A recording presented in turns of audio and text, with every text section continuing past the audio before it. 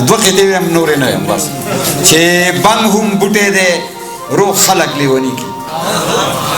بنګ هم بوټه دې روح خلق لیونی کی او کشمالی د خوشبویانو سرچینه شي او یو انسان انسانیت په شرم یاد کی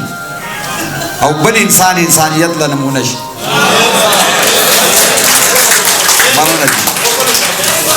او کلوی ډاکټر شي یا مفتی شي نه څو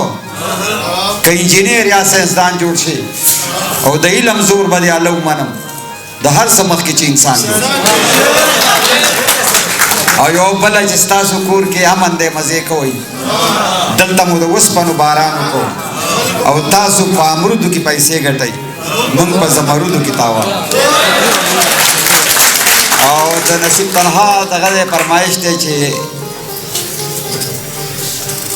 نن په یو بورډ مې دا تحریر ولیدو د کیمرې سترګه ګورې تا ته ګوري